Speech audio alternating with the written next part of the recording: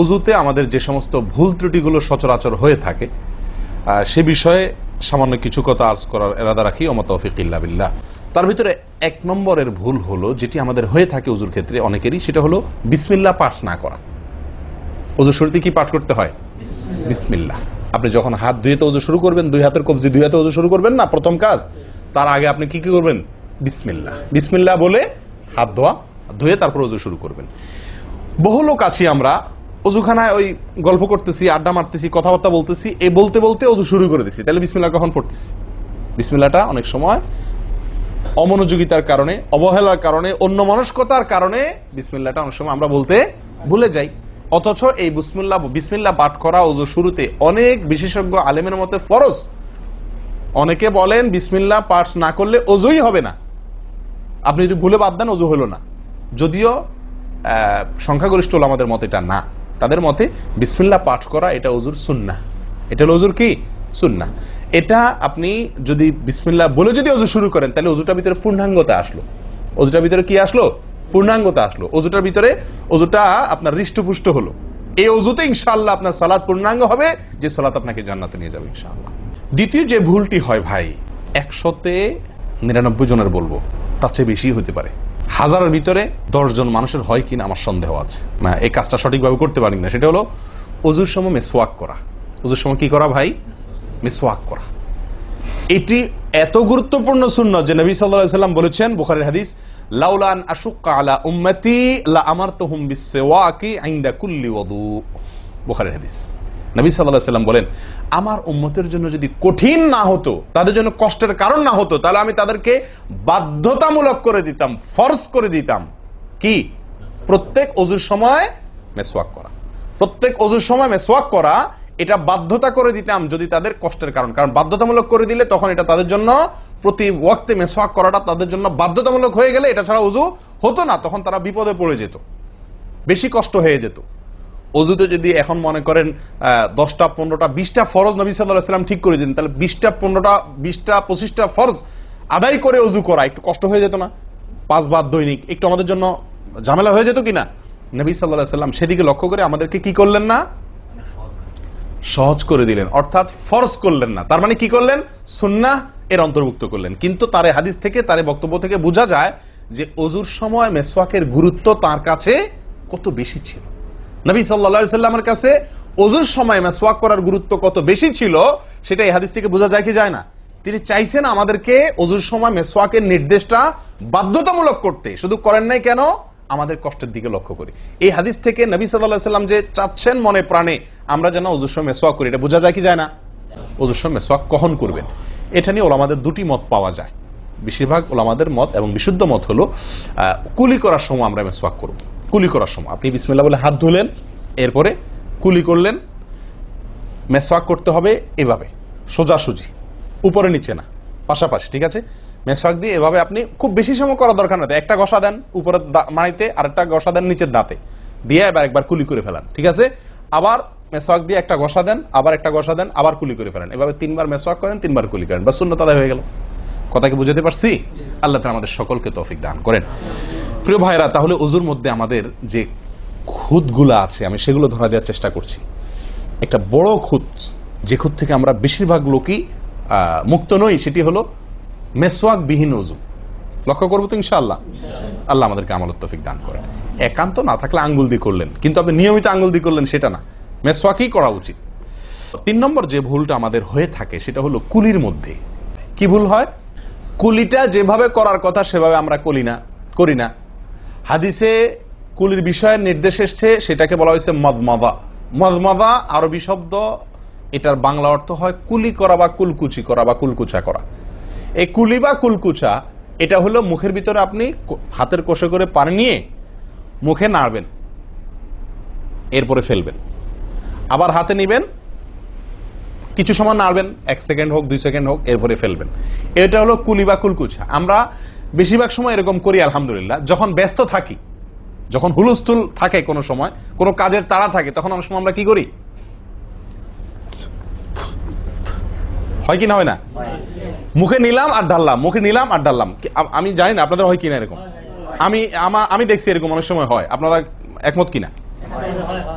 নিলাম, মানে ব্যস্ততার কারণে হয়তো জামাত শেষ হয়ে যাচ্ছে বা অন্য কোনো কারণ আছে, অথবা দেরিতে আসছি, তো তখন মুখের ভিতর নেওয়া আর ফেলাও, নেওয়াও আর ফেলাও, এতে কুলি হবে না। হাদিসে যে কুলির নির্দেশ আসছে সেই কুলি হবে না। এটা মুখে পানি দিলেন আর বাইর করলেন, এটাতে কুলি। কুলি হইতে হলে আপনাকে মুখে পানি দিবেন, নাড়বেন। ভাই কুলিটা কেন করতে বলা হয়েছে? মুখের ভেতরটা কি করার জন্য? পরিষ্কার করার জন্য। আপনি যদি মুখে পানি নেন আর বাইর করেন, তাহলে কি মুখ পরিষ্কার হবে? আপনাকে তো মিনিমাম 1-2 সেকেন্ড হলেও নাড়তে হবে জিনিসটা, পানিটা, তাহলে আপনার মুখটা কি হবে? পরিষ্কার বা পরিচ্ছন্ন হবে। আল্লাহ তাআলা আমাদেরকে আমলের তৌফিক দান করেন। নাম্বার 4, নাকে পানি দেওয়া। দেখেন একটা একটা করে দেখেন, প্রত্যেকটাতে ত্রুটি আছে। আল্লাহুল মুস্তাআন। নাকে পানি দেওয়া, নাকে পানি দেওয়ার যে নির্দেশ আসছে হাদিসে, এটাকে বলা হয় ইস্তেনশাক। ইস্তেনশাক, ইস্তেনশাক আরবি ব্যাকরণ অনুযায়ী এটা বাবে ইস্তিফআলের মাসদার বা ক্রিয়ামূল, যেটার মধ্যে এক্সট্রা ভাবে টানা, আকর্ষণ করার অর্থ যার মর্মের ভিতরে আছে। তো ইস্তেনশাক শব্দের মূল অর্থ হলো পানি টানা, নাকে পানি টানা। আমরা নাকে পানি টানি না, দেইও না। ধান খেতে পানি দেওয়া হয়, আর লাল শাকের খেতে পানি ছিটানো হয়, ঠিক না বেঠিক? লাল শাক বা মূলার শাকের খেতে পানি ছিটানো হয়, আর ধান খাত বেশিরভাগ ইরি ধান ইত্যাদি এই সমস্ত ধান খেতে পানি দেওয়া হয়। তাহলে দেওয়া আর ছিটানো বেশ কম আছে কি নাই? একটা হলো দেওয়া, একটা হলো ছিটানো, আর একটা হলো টানা।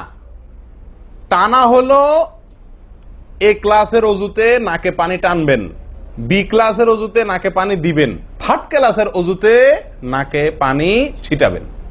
আমি কি বুঝতে পারছি? তো আমরা বেশিরভাগ লোক থার্ড ক্লাসের অজু, সারা জীবন থার্ড ক্লাসের অজু করি। আপনি থার্ড ক্লাসের অজু করে আপনি জান্নাতে যাবেন? ফার্স্ট ক্লাসে থাকেও তো যাইতে কঠিন হয়ে যায়। আপনি থার্ড ক্লাসের অজু করে কিভাবে আপনি সালাতের ইয়ে খুলবেন, তালা খুলবেন, কিভাবে আপনি জান্নাতে যাবেন?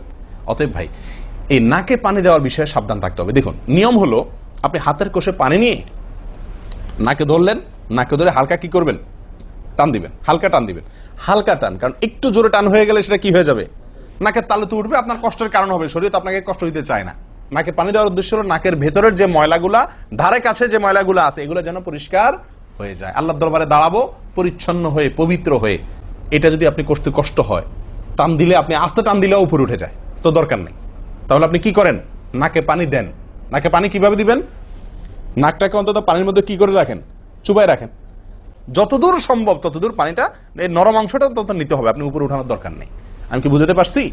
এটা একটা ত্রুটি হয় অজুর ক্ষেত্রে। এরপরে আসি আরেকটি গুরুত্বপূর্ণ আমল যেটি হয় না, বা আরেকটি ত্রুটি অজুতে, সেটি হলো আঙ্গুল খেলাল না করা।